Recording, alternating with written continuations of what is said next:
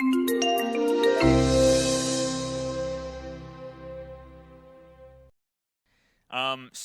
are the Los Angeles Community Broadband Project. I'm Josh Shapiro, the founder and acting executive director.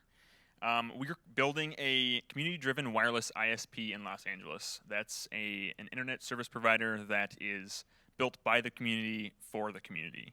And we've started by assembling a team of community members, professionals in each of their areas, and our goal is to create an ISP that has and maintains a symbiotic relationship between the customer or a member and the business, which is very different than the model we're all currently familiar with. So moving along, we believe that the root of the problem right here in Los Angeles and elsewhere is a lack of competition. The incumbent ISPs, they operate off of an anti-competitive model where their goal is to segregate a portion of the market and sort of territorialize it to maintain control. That has obvious problems for the consumer, being that all the symptoms of an anti-competitive market. It's expensive, its customer service is poor, the service quality itself is lower, and now we're running into problems where we're starting to see the beginnings of what we believe are the beginnings of the monetization of the internet like cable television. That sort of the big step in that direction is, of course, the FCC decision to repeal Title II and net neutrality. That is just a precursor on a potential multi-step path to building internet services into a tiered system where there's a fast track lane and a slow track lane, and if you're not paying or if the services aren't paying, then your access to that content at the consumer level could be limited, possibly restricted. At the very least, it's an inconvenience. At the most, you could be talking about the difficulties to access specific information, which has its implications.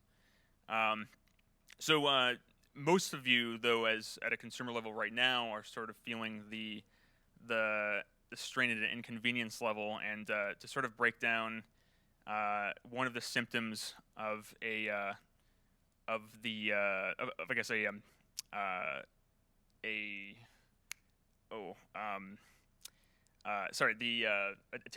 territorialized market, I guess, is the service quality itself and the cost of it. So we just took one customer's service plan on an incumbent ISP. It's a 100 megabit plan, and started to just run some numbers off of that.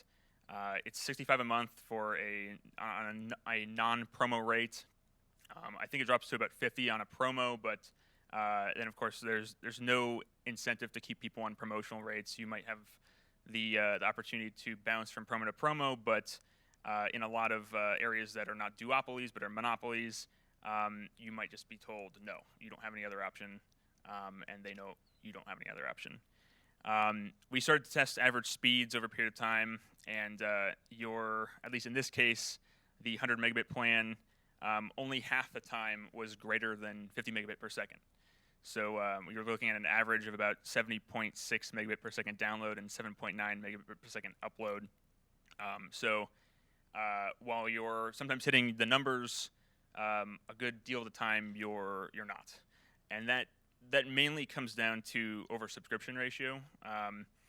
There are other factors, but oversubscribing your customer base is one of the easiest ways to pull in more revenue, to sort of stretch your network further and further. So oversubscription is, for example, say you have 1 megabit per second as on your network to divvy out to your customers. So a typical ISP, you might be looking at multiplying that something like 100 to 1. So you're selling 100 megabit worth of service off of your 1 megabit. The idea there is that not all of your customers will be using that service or maxing out that service at one time. So you can kind of play around with oversubscription. That's a necessary component of the business model. But when you start to oversubscribe more and more and more, then you start to get into this pattern where you have, if you were testing it, an unhealthy network where during peak times or when multiple users are overlapping and using their service, the total capacity is being divided down and down and down until you're dipping into the 25s, the 10s, the 5s. You're getting a small fraction of your service. Now it might only be for a short period of time, but somewhere like Los Angeles, where you could be sharing with hundreds or thousands of people off of nearby hubs, you could be talking about experiencing these dips every single day during peak hours, which is typically like 4 to 7, 4 to 8. When people are coming home and using their internet, and so if that's your main internet browsing time or internet experience, on a whole, you will be paying for your, say, 100 plan, but then usually only getting a fraction of that. So the other issue that we see is there's a growing digital divide between low-income and high-income users. The problem there is that newer technologies are being invested in areas that are higher income, where there is as far as a business standpoint, there's an earlier return on investment because there are more users in that area that will use that new technology. So in a sense, maybe the lower income users won't utilize as much fiber simply because they can't afford it. But then the problem is that there's no option there. So actually looking at the breakdowns here, I know this font is a little small, so I'll walk you through it. There was a report released last year by the Berkeley Haas Institute that showed that 34% of Los Angeles households, approximately 730,000 homes in Los Angeles on AT&T's network, did not have access to high-speed broadband as defined by the FCC as 25 megabit per second or greater. So you've got 730,000 people just on AT&T's network alone in Los Angeles that don't have broadband. That's incredible. Somewhere like Los Angeles with 12-something million people, you've got neighborhoods, and some of them we're looking at District 10, we're looking at Culver City. It's not just low income, but this problem it really affects everyone. There are entire neighborhoods that they'll offer service, cable service or higher service up to a street, and then you'll have a neighborhood of maybe 30,000 people that are stuck on DSL. So one of our missions is to grow the accessibility and service area by providing high-speed broadband to areas that are still on DSL, and then also make it more affordable. Moving along. So our mission in a nutshell is to offer better quality service. So that's more consistent speeds, especially during peak times, mainly through lower oversubscription rates. We're looking at something like 10 to 1 as opposed to 100 to 1. Fair pricing, more affordable.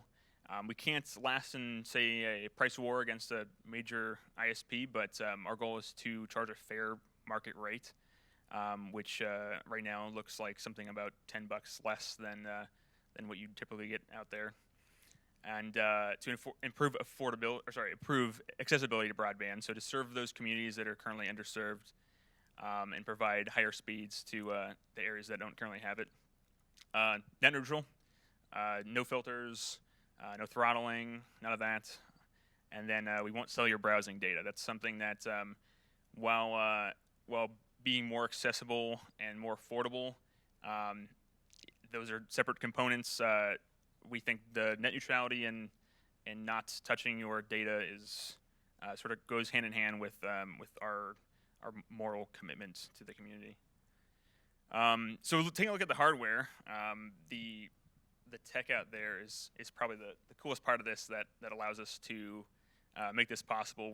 We're working with a new kind of prosumer technology that's only been out in the market for a few years, that's developed into a new style of architecture that it's got a couple names, but the big one is micropop architecture.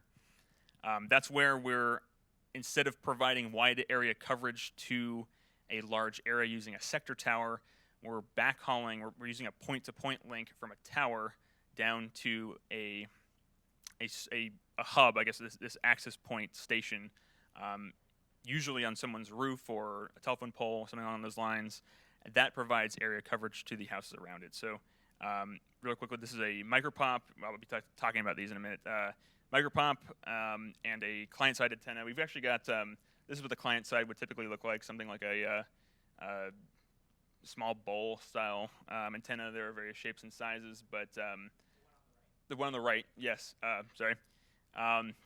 One of our goals is to also build a system that's non-intrusive, since that's one of the concerns from the municipalities is they're thinking back to the dish days of having giant, satellite dishes on people's roofs, and there are some laws around that. So making it small and non-intrusive is another aspect of that. Walking through our network, our current goal and focus right now is on Culver City. It's for a test pilot. It's got a topographical advantage with a giant hill next to a dense, I could say like a suburban area with a tall tower. We're talking with the city about utilizing that tower for our test pilot and beyond.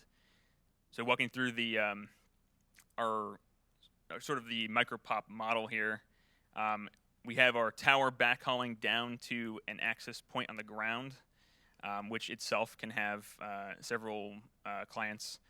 That access point delivers service around it and can also bridge to nearby access points. So part of the goal of this system is to limit the number of tower locations you need to build in redundancy and sort of lower cost. The more tower space you need, the higher the lease prices. So most of our network design it's designed around affordability and reliability. So making it as affordable and accessible as possible without sacrificing much in the reliability area. That translates to something more like this as far as an actual network design. It might be hard to see on here, but just to walk through it. So this is a view of Culver City. On the south of this image is the Culver City downtown area where Washington and Culver kind of collide. And on the right side is around Sony Studios. So we have this overlook tower, which we've learned will be supplied with fiber itself, so we don't have to do any kind of relaying. From here, we can backhaul down to access points in the neighborhoods, which each have about, those micropops are about 1,000-foot radius or so. They're line of sight, so we've sort of gone through and roughly mapped out that each one could hit around 50 structures or so wherever they're located. So there'll be a little bit of overlap in order to hit all of those homes. And then in green are links from one access point that has backhaul from the tower to another access point. So you can start to build out your network access point to access point. It has this granularity to it that you might not have if you were installing wireline. And the return on investment on these things, if you have enough clients on them, it could be something like 6 to 9 months. So they pay themselves off really quickly, and you can just kind of toss them wherever you need to expand your area. Let's see, the benefits to society. So there's the tech side of things, and there's also the community aspect. The biggest one is creating competition. Right now, any kind of competition would start to alleviate some of the issues we see in the price, the service quality, and now even though it could be difficult on our side coming into a market, and even if we can compete at a cost perspective for some time, it does force the competition down to either compete or to play with that PR hit. So we're hoping we can help other people out on that. Educating the consumer is a big deal. Things like cord cutting can help people save hundreds per month instead of just $10. There's actually, we've been reaching out to our community through nextdoor.com and a few others, and we have a ton of neighbors in the Culver City area that are paying over $100 for bundled packages that they don't really use. Or seniors that don't understand Netflix and streaming and YouTube TV and those kind of things, that educating them on those that they exist and helping them migrate over could help them save a ton per month. There's a open source development aspect of this. A lot of the software on our back end uses open source, so we would be helping those open source communities by developing modules and the aspects that we need. Ultimately, our goal is to package this in an open wiki, so other communities and other citizens can build this for themselves in their own community, or maybe even build something else somewhere else in Los Angeles. Since LA is a beast to tackle, we definitely need the help, and we think the best way to do that is to put it all out there, make it very turnkey, and then support other people in building themselves. We're looking into low-income and student support programs where there's some things that are experimental that are in the works. We still have to do some stuff on it, but looking at ideas like bandwidth sharing or bandwidth donations built into the service, optional donating an extra small amount per month to buy plans for low income, and then working with the cities to officialize low income and find out who those people are and qualify all that. And then lastly, something that's sort of new but we're working on it is a neighborhood help program and building in a sort of a social element to all of this. Nextdoor.com does it in an interesting way, and that's a model we might want to explore. But they create neighborhood leads for every pocket of each neighborhood. I guess it's usually a few streets or a block or some kind of section like that. But they have people sort of assign themselves a leader for their neighborhood, and then that person can help nearby neighbors, and that might be an interesting model for servicing. There's some things we've got to work out there, like how much they can do, insurance, and that kind of stuff. But initially, our idea is someone like that we could lightly train. They could come in, we could lightly train them to do, say, educating the consumer aspects, where they're hooking people up with Netflix and helping them walk through it, and then on our behalf, they could help people that we assign in trade for, say, like a credit toward the internet. So involving more of the community to at least do the light stuff that helps us in the long run support our network could really help things move. So we've got a test pilot that I'll talk about timelines in a second, but we're working on designing a test pilot right now for Culver City, something on the order of 30 to 50 clients to start with. It might grow from there. And right now we're looking into building in criterias for success. So what would be a successful pilot? Well, it needs to be reliable, sustainable, scalable, so testing multiple access point scaling and that kind of stuff. The proof of design, looking at how this new sort of the wireless, I guess, prosumer-grade technologies operate. We're sort of exploring how much we have to spend for what quality of equipment, and the sky's the limit, but the real affordability comes down in the entry-level equipment where you get a lot of bang for your buck. But somewhere like Los Angeles, from an RF perspective, is very challenging. So looking into what modules work best, what equipment works best, and then ultimately customer feedback. We would need to hear from our customers and the test pilot to sort of tweak that model. We want to play with things like oversubscription, other ideas like if you're paying for a 25 megabit plan, but it's not peak hours, is there, it might be possible to just open that throttle up for those users, and maybe there's no reason to force them down into 25 megabit all the time if there's extra headroom on the network. Looking at more of a business side of things, we're planning out different phases of expansion, starting with a local level, with the goal being about 500 customers in Culver City. There's some basic outlines for revenue and expenses, but the real challenge is just getting started. Like any startup, there are expenses that we have to cover, especially employee costs for all aspects of the business: outreach, marketing, sales, tech, and those sort of by our phase 2, we can push through that, and we have our sort of minimal needs met for employees. And then as you scale up, really the biggest cost of this would be employee costs and for service and maintenance, installation, and the equipment itself, which is about something like a quarter of the employee costs. So again, our big focus is reducing those employee costs by bringing in experienced community members to help support us. And then our progress so far. So we've assembled a team of professionals right here. We've designed an RF and technology model that we're continuing to address as new tech comes out on the market. It's almost month to month right now. Some of the tech we're waiting for could be huge, and it's landing any day, but there's some on the horizon. So it's extremely fast-paced, these wireless solutions, the way they're growing. Meeting with LA area municipalities. So right now we're in talks with Culver City to deploy their first. We've reached out to West Hollywood and met with their technology team.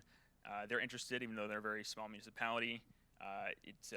They're looking at deploying Muni Fiber in the next 6 months, so it could be ripe. And then we've talked to LA itself and reached out to city officials. Right now, District 10, I believe District 3. And we're starting to explore what this might look like in Los Angeles. Now, LA is a much bigger beast to tackle politically than Culver City or West Hollywood, so we'd probably be getting our foot in the door in smaller municipalities and then expanding into LA when we can. There are permits and other hurdles to cross that might take more time for LA than for the smaller municipalities, so it's just one step at a time. And then lastly, we're looking for investors. So there are a couple different ways you could do this. Other muni or community ISPs, they've started small and seeded using investment from even neighbors. So collecting a couple thousand here, a couple thousand there as on a low interest loan or zero interest loan. And then growing organically and paying it off.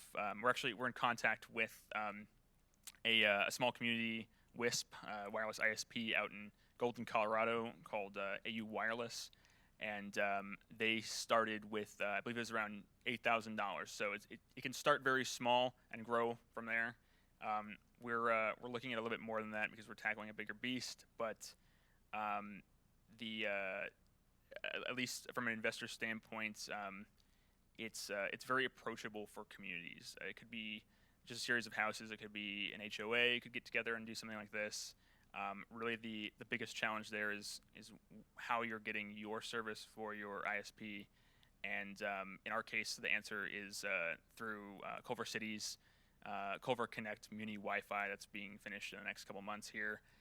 They're able to transport us down to One Wilshire to access very affordable level 2.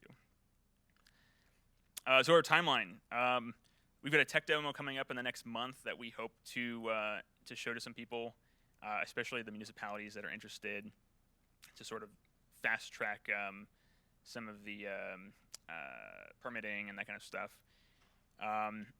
For the tech demo, we hope to set up a handful of these in a park, and they will emulate the access point and the client side, and we want to start to look at speeds on how many clients can we get on these, what kind of interference we may be looking at, can it punch through foliage well if it's in an access point.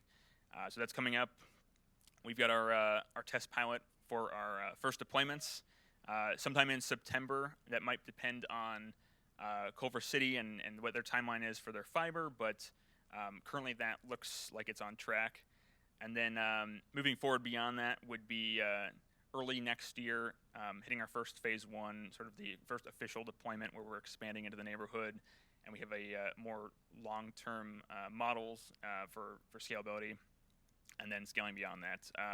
Hopefully sometime next year we'd be able to get permitting from LA. It's the Bureau of Engineering deals with all that and zoning, so that's one hurdle, but those are the big ones, and then it'd be expanding from there. Let's see, and that's it. So we'll wrap that. I'm going to bring up all my guys, and we're going to start kind of a Q&A to kind of get some back and forth going on. So hop on up.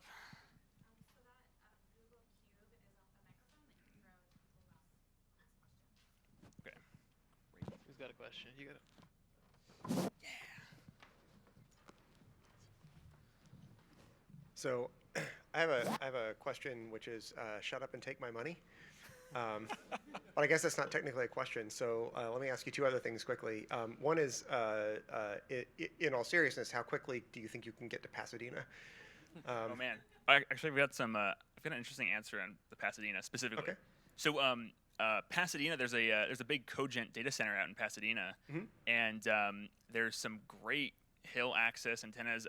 Pasadena was actually one of our first areas that we were looking at because of that data center being really easy access to level 2. So I would say that it would be more of a how difficult would Pasadena be for our West Side based team to service. But if we could get past that hurdle, or maybe the answer would be to if we started to build our own network in Culver, but someone was interested in starting something like that in Pasadena, we could sort of seed them with all of our turnkey and be very hands-on with them to get that started, especially since we've done some preliminary research over there. Cool. Thank you. My other question, I had a little more of a technical question. I noticed that your backhaul, I guess it is millimeter wave. So I know this is not a huge problem in LA, but do you have measures of like how badly that degrades in rain? So talking about the millimeter wave and the wavelength, so we've got we're looking at for backhaul just to start with, because it's super affordable.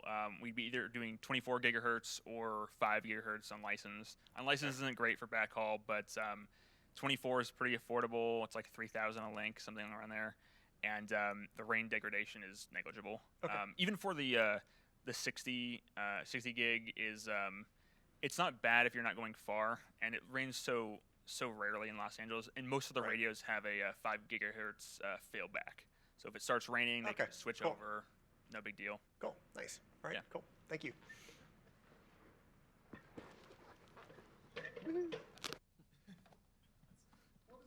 All those links do to the ping? You talked a lot about the speed, but what about the ping? Oh, great question. I guess, do any of you want to talk about... all right, I'll take this one real quick. I got the figures in my head. So you're asking what rain does to the latency? No, yeah. Or how does the latency look like? How is latency? Great. Well, in a nutshell, radio goes or radio moves faster through the air than light through optics. So we're looking at something like depends on how many hops through how many access points, but you could be looking at sub 1 millisecond numbers upwards to like somewhere around 8. Right now, most of the stuff we're looking at is 1 to 2. So it's been very good. I think we've done most of our coax speed tests are like in the 20s. So I think we can beat that.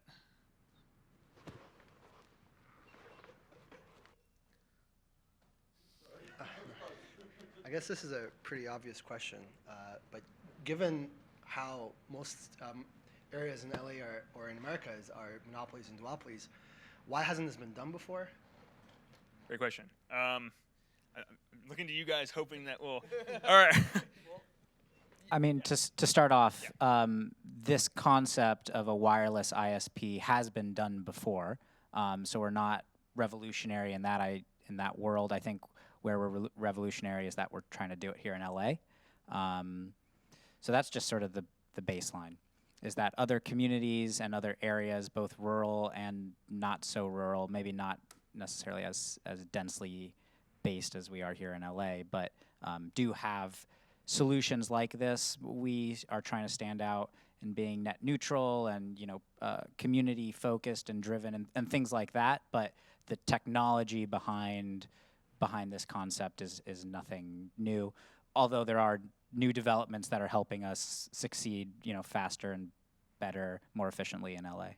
To add to that, I would say that on at least the tech front, handling Los Angeles kind of density was previously an issue. So I think that that technology to address high density areas, metro, urban, has more recently become more affordable.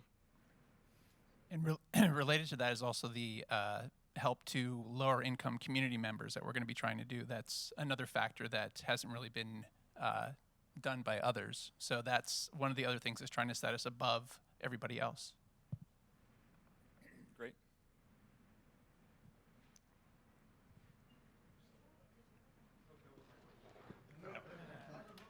All right. So to go non-profit, wouldn't it be easier to raise money if you were for-profit? We're actually not a nonprofit. We're actually. Oh. I'll have Gabriel touch on that. Well, question that there. explains it. So the plan is actually to look at incorporating as a benefit corporation, so that we can have a dual, or basically a dual bottom line, both be profitable but also have a social mission to provide social benefit, and legally ensconce that in the kind of bylaws of our company, so that we are able to take advantage of investment and kind of sort of scale up in the future and add lots of sort of infrastructure and expensive investments of that sort, but also maintain just kind of a responsibility to the community. Thanks. Yeah. Also, just to add to it, actually, it's legally required for benefit corporations to show that they're doing their mission, their social mission, and so on. So, even if we're going to be a corporation, we still have this social effect, and we're actually legally responsible for it. Okay. Great. Anyone else?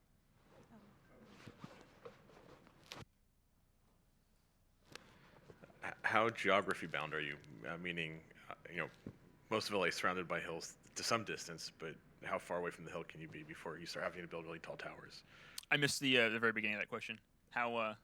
Essentially, how far from a hill do you have to be before you have to start building really tall towers? Great question. So the technologies we're using can go across Los Angeles Valley. There's no range limitation there.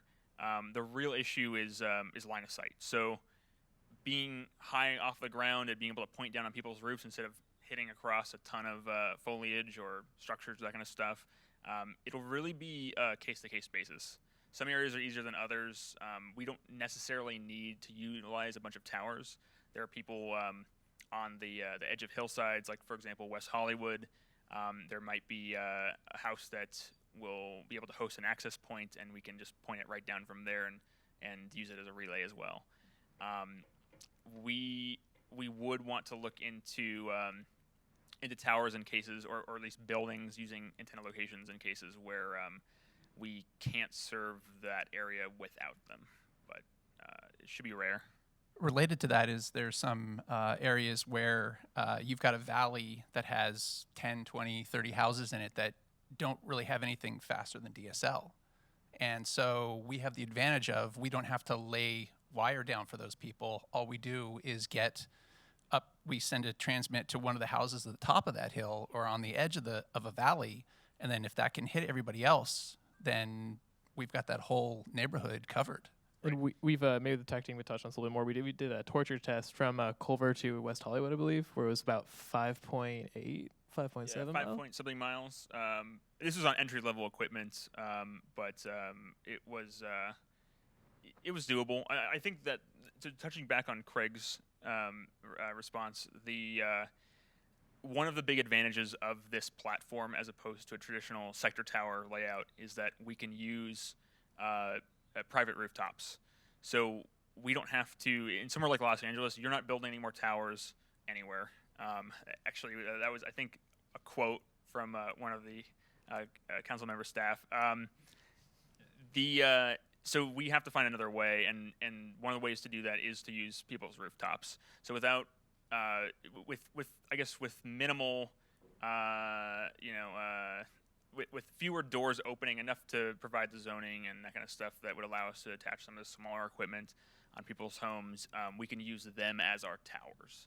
And instead of having to cast down upon a huge, a huge area, we can kind of do a zigzag approach where we're literally expanding pockets at a time, 40 houses at a time, 50 houses at a time, zigzagging our way line of sight through these neighborhoods. Now, you might coming through down the road, you might have a tree grow in the way of some line, or someone might build a structure in front of that. it's okay. You can just reroute. The WISPs we've been talking to that deal with suburban environments, they've become accustomed to needing to kind of organically grow around things, and when obstacles pop up, you sort of just make your way around them in other ways. It sort of works out. And to add to it, about the actual tower set and the antenna service and the customers, that's pretty much the last mile. But if we're talking about connecting different neighborhoods far away from each other, it can be easily done, because I personally have been on top of one Wilshire, and I saw how there was a wireless backhaul link from one Wilshire to 100 Wilshire, which is in Santa Monica. So we're talking from downtown LA to Santa Monica. So for those direct links, it's something very possible. Right. One more question? I have one more question, if that's right. What are your plans for large apartment buildings? And when I say apartment buildings, I'm more thinking about lower income areas. So not the nice areas here along the beach where they actually updated their call boxes so they work with cell phones. I'm talking about the ones that would never do that, and maybe aren't going to let you put little antennas, or it's not feasible to put the little antennas outside every unit. Right. So we're actually building a technology model that works around all of the sort of data equipment or hellish boxes we might come across in some of these older complexes. And you'd be surprised that it doesn't need to be a low-income structure for it not to be touched for 50 years or whatever. So one of our tech models, actually maybe Marley can speak to this degree, where we're looking at battery backup systems and using exterior Ethernets and that kind of stuff to equip. You want to talk a little bit about kind of our UPS? Yeah, I can. But we also want to touch on why we can put these antennas on people's roofs. Oh yeah, go for it. Well, I'll let you touch on that part. But so our sort of model for medium-sized apartment buildings, bigger than one to two, duplex, fourplex units, but smaller than 50 apartment buildings, is essentially reverse power over Ethernet. So each apartment that has the service has a router, just like everyone has in their apartment, but that's actually providing power back up to the equipment that's on someone's roof or on the apartment complex's roof. And as long as one person is providing that power, the entire system stays up. So if multiple apartments lose power for whatever reason, as long as one person still has it, then all of the equipment on the roof stays powered, and then everyone inside the apartment should keep power as well.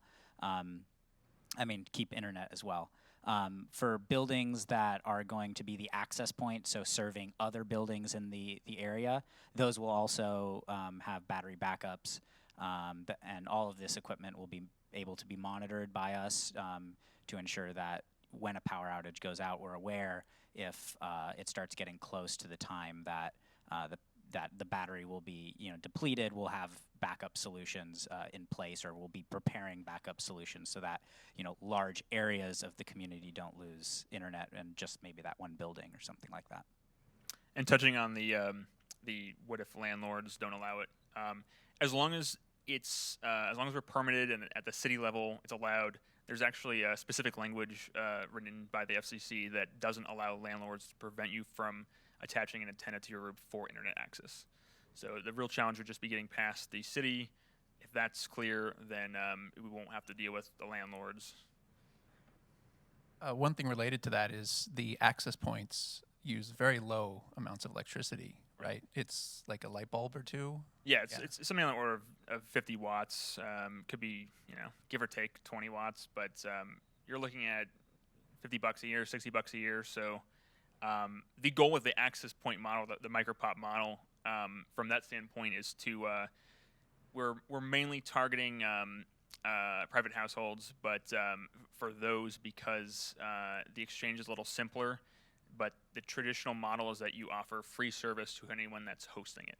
So a free top tier service. So instead of them paying, $80 a month or $60 a month or whatever it is, they're getting free service, and it's really just at the cost of powering the access point itself. And just to make sure, we will mention that if the building loses power, even if the building loses power, we still have the batteries, so don't freak out. Great. So forgive my ignorance on this point, but why can't you, or can you, but is there some legal restriction or something that keeps you from putting your equipment on existing cell towers? There's nothing that prevents us from putting our equipment on existing cell towers. It's just the cost of doing so. Really? It's usually Okay. cost prohibitive, especially for something like us. That would be a major expense across the network, and it would start to. I mean, we'd have to raise prices to compensate for that. You're Okay, looking so at somebody owns the cell towers and charges you money if you want to put your equipment on the cell towers. right, and it's That's how that usually works? Okay. exactly yeah. They charge you Okay. money for usually it's like square footage or a certain amount of space, or Yeah, okay. it's very there's no standards out there. It could literally look into your eye and think you're full of money and double the price in front of you. That's sort of what we've been told by people that are working in the WISP market here in Los Angeles. Okay, So. cool, that makes sense. You also mentioned something about there's a restriction that says landlords can't stop you from installing an antenna on your roof for internet access. I live in an historic neighborhood in Pasadena. Do you know if the rules are the same for those as well? That's a great question. I do not know. Okay, I was curious. Yes, there are the people like next to us, but I think they're just out of the historic neighborhood, so I'm not entirely sure. But I think that they do, and so I think that I would be okay, but I don't actually know this. I just thought maybe you would. Yeah, we'll look into that. That's the Cool. first question of that kind. So. Cool, thanks. Yeah.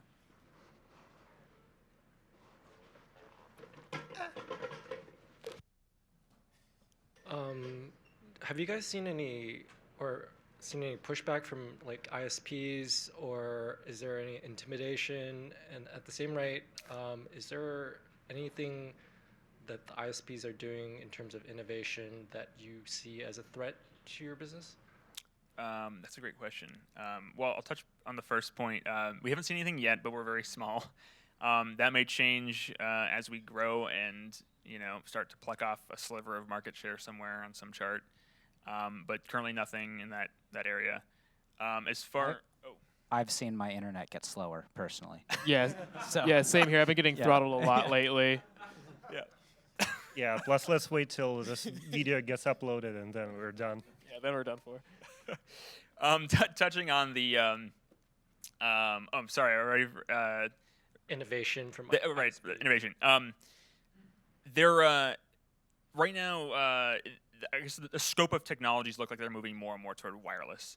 So there may be a point, say it's 10 years from now, where most people, I guess, last mile is all wireless. And now I think there's already something like what is it, like 50% of people access the internet on mobile already, or some figure like that, and growing. So the real tackle probably won't be major ISPs, or at least the coax technologies aren't really a concern. It's probably more LTE tech.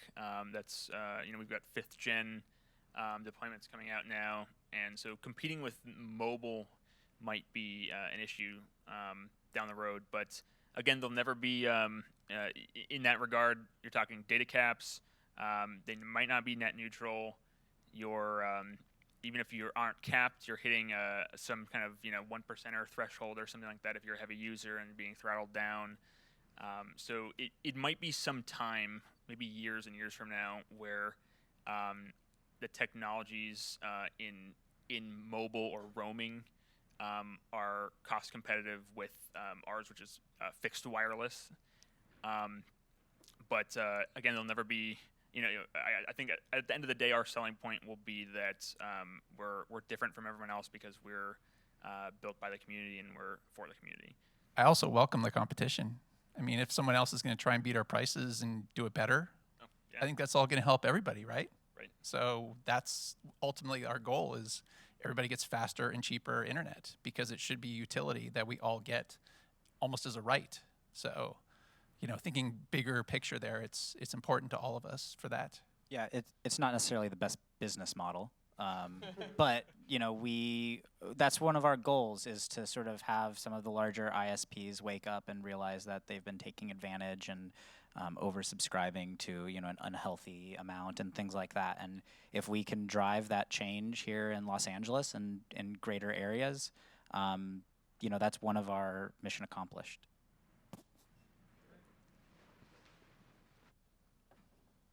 Thank you for the talk. So on that, I don't know if you just threw these numbers out there. But you said that current ISPs are oversubscribed by something like 100 to 1, and you are thinking of doing it more like 10 to 1. But still, more or less, it seems like the same prices. So, I've never thought about this, so this may be very stupid, but help me think about this.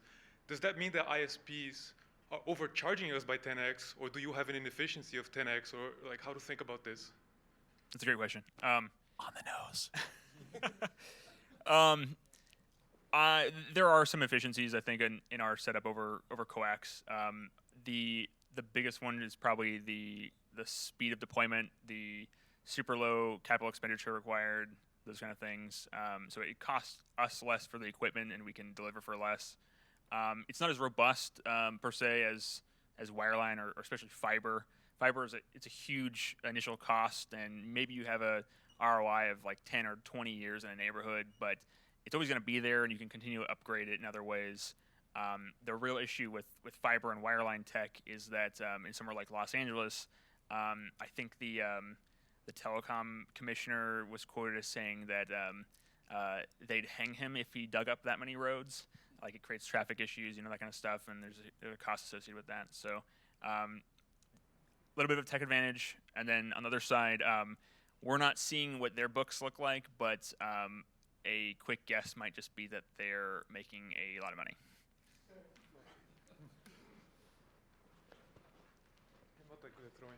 Thank you. Okay. Hi, thank you guys so much.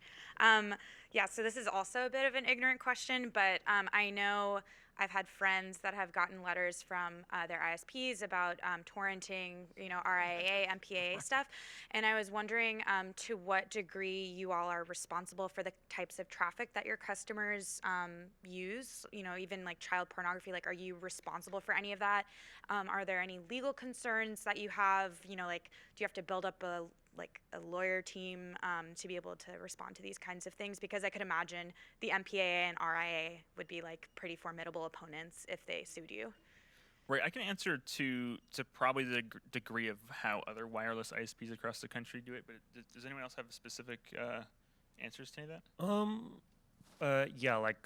Other ISPs, they pretty much just ignore all those complaints. Mostly they just forward them onto the user, because realistically the job of ISP is to provide a pipe, and it's the end user who's responsible for its own traffic. Plus, ISPs, one of the things we mentioned is the way we're different is we also respect user privacy. So we're not selling data, but we're also not trying to anonymize any content. So if certain user starts torrenting or something, then it's obviously he can be traced by IP address. So we're pretty much going to pass it on to users. There's nothing really changed in this regard. Use a VPN is the end question for torrenting. Use a VPN and throw out those letters. Actually, that was another thing we were thinking about is since we're a community to educate more on privacy, that maybe we can partner with some VPN providers and just partner up and provide a VPN service with a discount. So pretty much we're forward users to them, and you get the discount. And it goes without saying that we will be compliant with all FCC laws as required. So, yeah, and about the lawyers, so we're a business, so we'll end up having some kind of lawyers. Plus, we will definitely have auditors because we're a benefit corp. So, right. I also want to touch on as far as torrenting specifically. There is a little bit of in doing this as a community level. There's a little bit more of an aspect of using your fair share in the effort to make it more affordable for everyone. So I think part of that could be building in a tier system on our side for people that are heavy users, and we're not talking data caps or anything like that, but people that use the 99 or percentile of users, it does make it more expensive on the ISP side. So there might be some kind of fairness program or something like that, or it could be as simple as saying like, hey, we know you're torrenting. Can you like do it less during peak hours, or we'll have to like quality of service adjust you or something like that. So Also, it's important to remember that torrenting does not equal actual like privacy violation or anything like that. Torrenting is just a method of sharing the media. So you can download Debian or CentOS through torrents. great. Anyone else?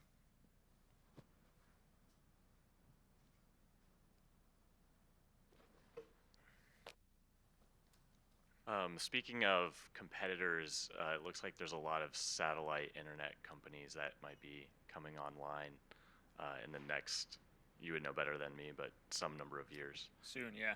Yeah, how do you see them as either partners or competitors? I think right now the satellite's currently more niche. It stands to be less and less so. I think there's some big sat just launched or will launch. Elon's got one this week. Oh yeah, it could be one of them. And their capabilities are increasing quite a bit. It will be soon where satellite will be able to compete, at least speed wise, maybe not latency wise, with wireline. So I think that's a technology that will be on the horizon that we'll just have to look for. But again, at the very end of the day, competition is healthier for the consumer, and that's the heart of our project, is to benefit the end user. So I think we'll just kind of roll with the punches on that one. Yeah, satellite is slower, but it's definitely, we want more competition out there to help move things along. Right. But it won't be slow for long, I guess is the point. Do you have another question? No, I was just kind of fantasizing in my head, like imagining like one level of your hierarchy being delivered by satellite. So then you'd basically, perhaps you could replace the fiber that's feeding your central tower. That'd be interesting. I would guess that the business model on the satellite couldn't handle like backhaul for level 2. Might be like totally cost prohibitive, but as far as competition, it will definitely be there. So yeah, we're very fortunate to be in LA and geographically, and as well as with Culver City's municipal Wi-Fi or municipal fiber that they're putting in, being relatively easy for us to get to One Wilshire, which is a very large internet hub for the world, and so most likely there won't be a competing technology that'll give us better, faster, more reliable, cheaper, backhaul internet. But one day, who knows, if Elon Musk gets his, vision, or any of the other companies out there, then maybe. Yeah. Alrighty, well, we're running up on our 1 p.m. mark, so maybe we'll wrap it there. And all right, thank you so much for joining us.